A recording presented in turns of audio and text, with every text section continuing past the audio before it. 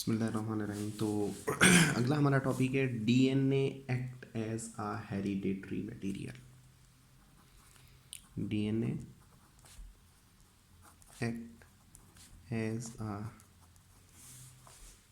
Heredity material कि जो DNA है वो बिहेव करेगा एक वरासती मादे के तौर पर। बिल्कुल ठीक है। देखिए हेरिडिटी मटेरियल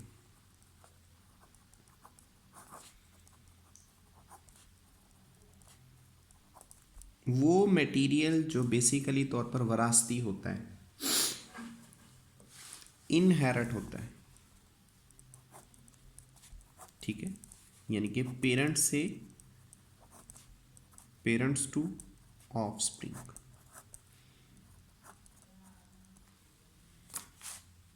तो पेरेंट टू ऑफस्प्रिंग जिसकी फॉर्मेशन होती है, यानी कि जिसकी ट्रांसमिशन होगी, तो हम उस चीज़ को नाम देते हैं कि वो विरासती मादा कहलाता है। तो डीएनए बेसिकली तौर पर एक हेरिडेटरी मटेरियल के तौर पर ही जाना जाता है। क्यों? क्योंकि असल में इसके अंदर बेसिकली तौर पर इंफॉर्मेशन स्टोर होती है। हेरिडेटरी मटेरियल डीएनए, इसे ऐसा क्यों बोला जाता है? क्योंकि इसके अंदर क्या होती है? इंफॉर्मेशन होती है, वेरिंग बट स्टेबल।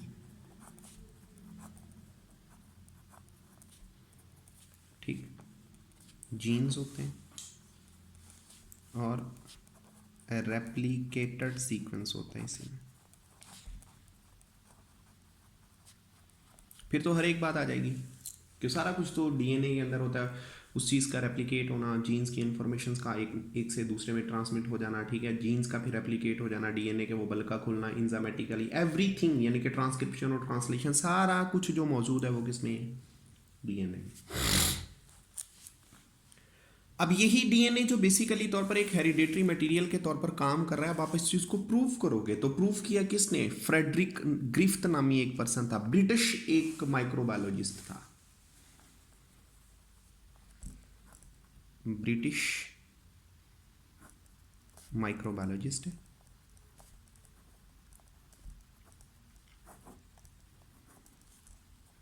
और उसका नाम क्या है? Frederick Griffith.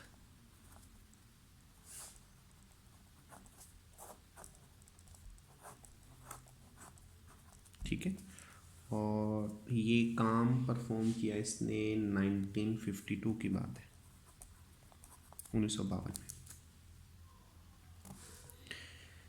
अच्छा, ग्रिफ्थ ने क्या किया? इसने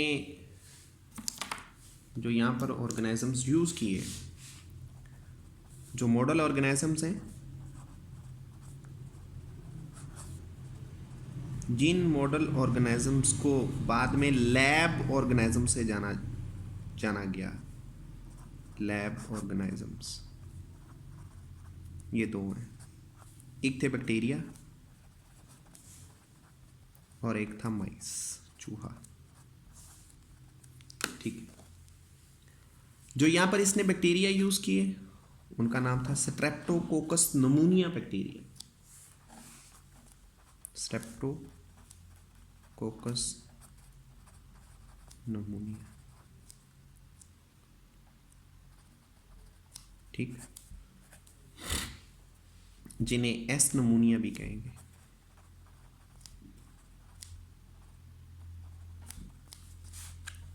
ये बेसिकली तौर पर माइस के अंदर, यानी कि जब इनको माइस के अंदर डाला जाता था ना, ये डिजीज काज करते थे,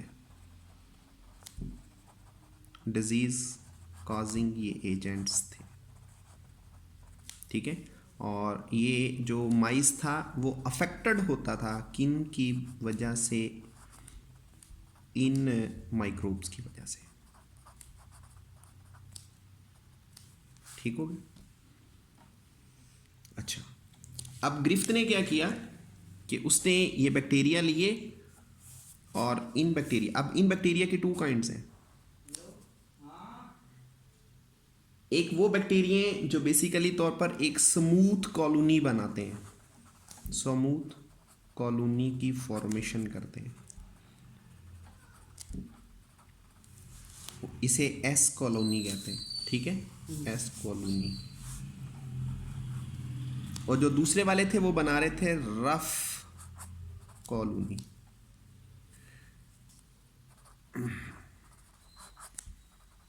और उन्हें कहा जाता था आर कॉलोनी वाले।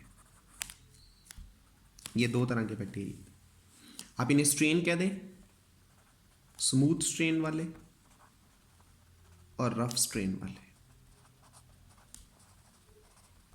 ठीक है।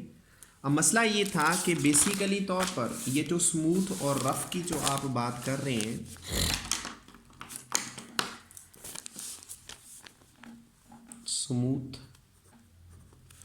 स्मूथ कॉलोनी वाले वो बैक्टीरिया थे जिन बैक्टीरिया के आउटसाइड पर पॉलीसेकेराइड का एक कोट था।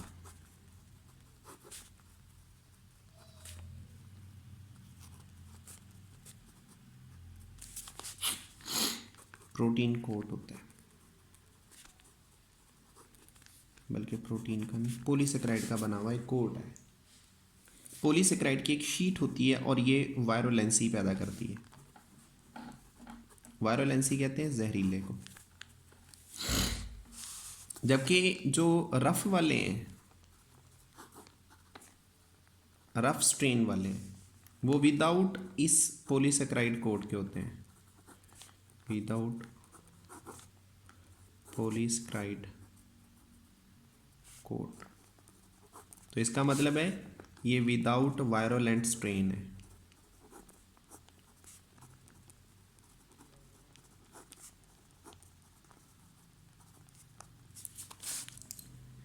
तो अब जब जाहिर सी बात है ये वायरोलेंसी पैदा करते हैं, वायरोलेंसी कहते हैं जहरीलेपन को। अब क्या किया ग्रिफ्थ ने, ये जो एस वाले थे, एस स्ट्रेन वाले थे, इन एस स्ट्रेन बैक्टीरिया को दाखिल कर दिया किसमें, माइस में। ये S strain bacteria, suppose that ये बैक्टीरिया आपके पास इंजेक्टेड इनटू माइस, और माइस क्या हो गए, डेड। क्योंकि ये क्या देते थे, वायरोलेंसी देते थे, वो माइस मर गए। और दूसरी बात ये स्मूथ क्यों थे, स्मूथ इस वजह से थे क्योंकि इनके ऊपर पॉलीसेकेराइड का एक कोट मौजूद था।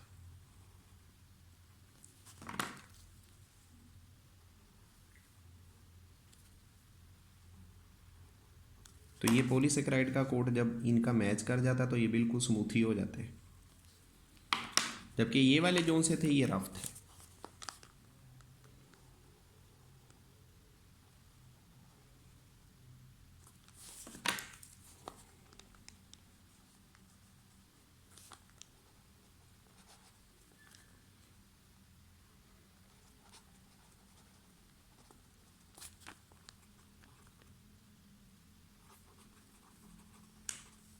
ठीक है।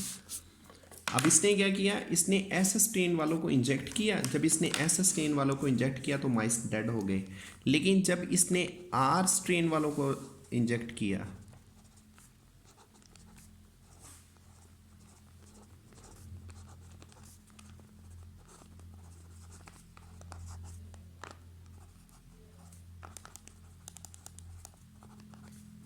तो वो मरे नहीं, वो जिंदा रहे। ठीक है। इसने कहा ये कैसे हो गया। असल में उस वक़्त ये बात मतलब ये बात पे गौर किया जाता था कि जो माइस मरे हैं, अच्छा इन्होंने उन माइस को चेक किया तो देखा कि उनको क्या हो चुकी है, ब्लड पॉइजनिंग हो चुकी है। ब्लड पॉइजन की वजह से वो मर चुके हैं। जब उन्होंने देखा कि ये ब्लड पॉइजनिंग हो चुकी है, ये ब्लड पॉइजनिंग किस वजह से हो रही है, उन्होंने कहा कि असल में ये कुछ बैक्टीरिया हैं और उन बैक्टीरिया में एक पॉलीसेकेराइड का कोट है। वो पॉलीसेकेराइड का जो कोट है ना, उस कोट की बदौलत ये बीमारी पैदा हो रही है। 1944 तक ये बात किसी को पता ही नहीं थी कि ये अमल किस तरह से हो रहा है, कि ये जो प्रोटीन का कोट है कि बज़ाहिर यही बीमारी पैदा कर रहा है। अच्छा, उसके बाद फिर क्या हुए, एक्सपेरिमेंट्स होने लगे दोबारा से।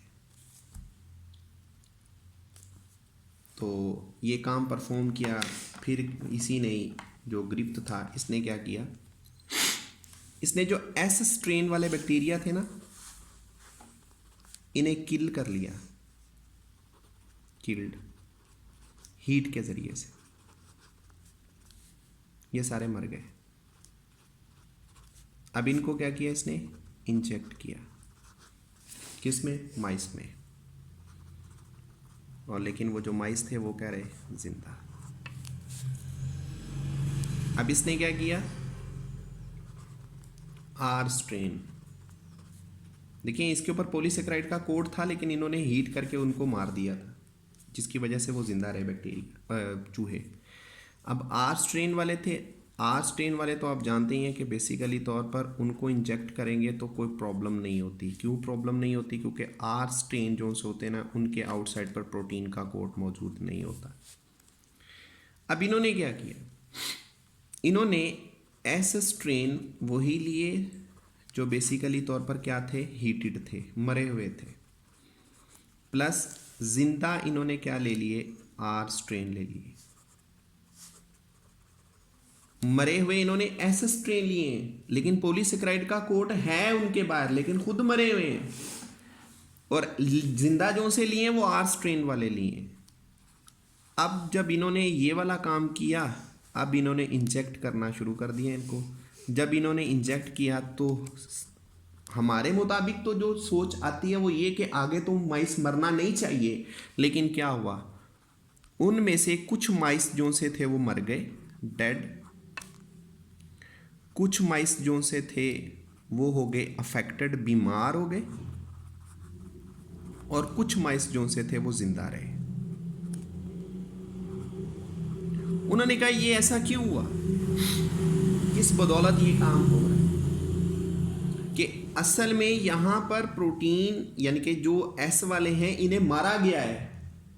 एस वाले तो जो मर चुके हैं, पक्की बात ये है कि बेशक इनके पास प्रोटीन का कोट मौजूद है, लेकिन ये आगे माइस को नुकसान पहुंचा नहीं सकते क्योंकि ये मरे पड़े हैं। उन्होंने इस चीज को रिपीट किया कि कहीं हमारा एक्सपेरिमेंट तो नहीं गलत हो गया।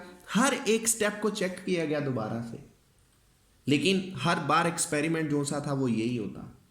उन्होंने कहा इसकी लॉजिक क्या है, वजह क्या है, ये ऐसा क्यों हो रहा है, किस बुनियाद पर ये काम किया जा रहा है। उन्होंने देखा कि असल में यहां पर क्या हो रही है, ट्रांसफॉर्मेशन हो रही है। किस चीज की ट्रांसफॉर्मेशन हो रही है, यहां पर किसी चीज को गिफ्ट किया जा रहा है। गिफ्ट किसको किया जा रहा है, जब उन्होंने चेक किया ना, उन्होंने वो कॉलोनी चेक की जिस कॉलोनी के अंदर दो तरह की स्ट्रक्चर थी, कि जो एस स्ट्रेन वाले जो से थे जो बेसिकली तौर पर डेड थे, इन वो वाले, और आर जो स्ट्रेन वाले थे जो बेसिकली तौर पर जिंदा थे। इन्होंने उस कॉलोनी को रिकॉग्नाइज किया, चेक किया, तो पता क्या चला, पता ये चला कि असल में वहां पर कुछ आर स्ट्रेन वाले जो से थे, उन आर स्ट्रेन के अराउंड क्या आ चुका है, पॉलीसेकेराइड का कोट आ चुका है।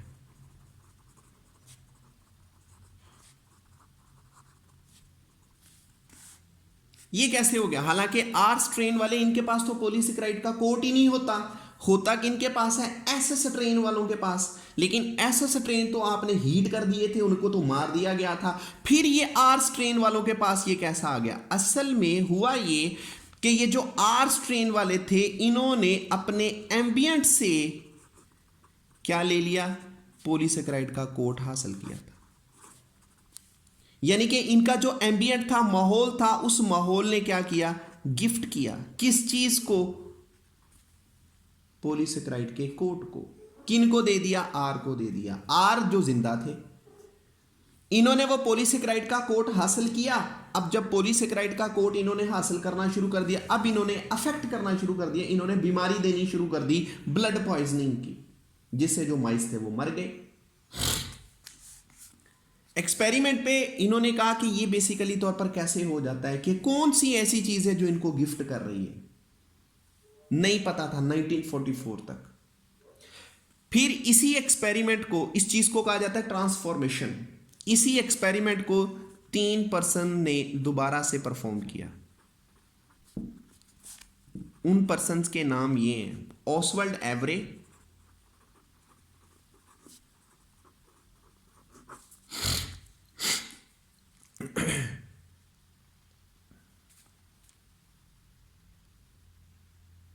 मैक्लॉयड एमसी कार्टे,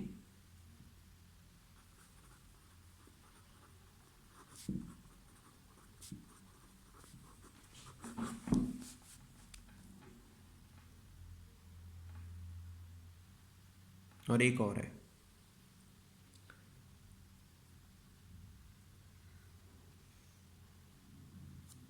तीसरा पर्सन,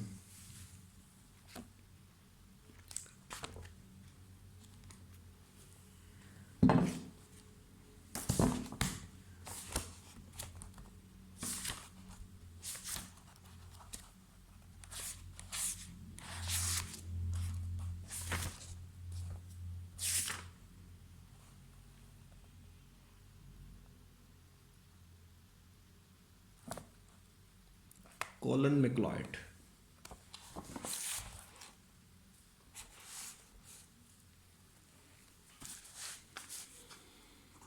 कॉलिन मैक्लॉयड।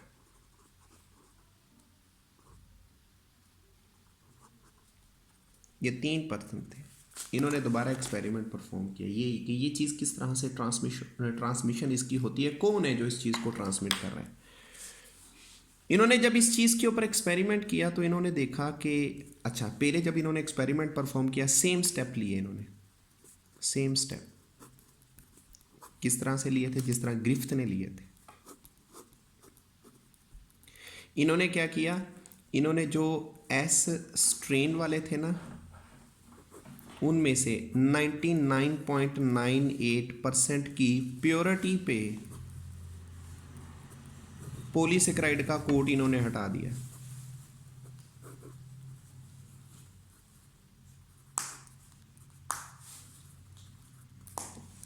निन्यानवे इशारिया 98% की प्योरिटी पे इन्होंने पॉलीसेकेराइड का कोट रिमूव कर दिया।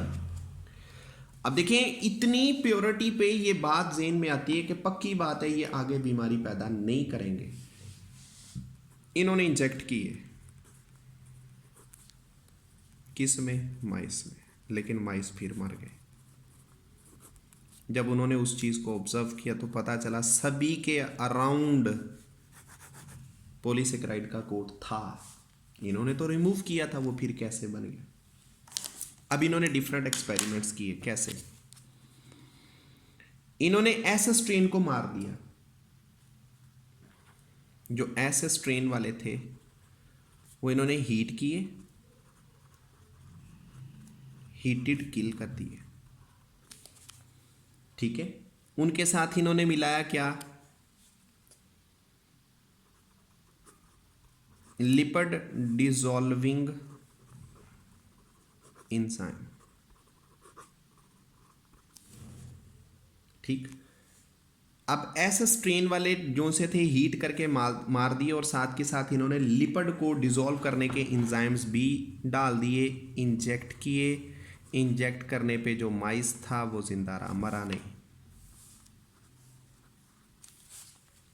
इन्होंने फिर यही किया, ऐसे स्ट्रेन हीटेड।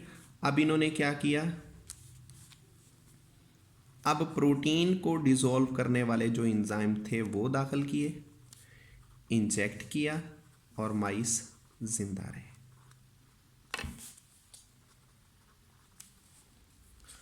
अब इन्होंने तीसरी बार जब एक्सपेरिमेंट परफॉर्म किया, इन्होंने ऐसे स्ट्रेन लिए, ऐसे स्ट्रेन के साथ इन्होंने आर स्ट्रेन लिए, आर स्ट्रेन के साथ इन्होंने जो ये डीएनए था उसको डिसॉल्व करने के जो एंजाइम्स थे वो डाले।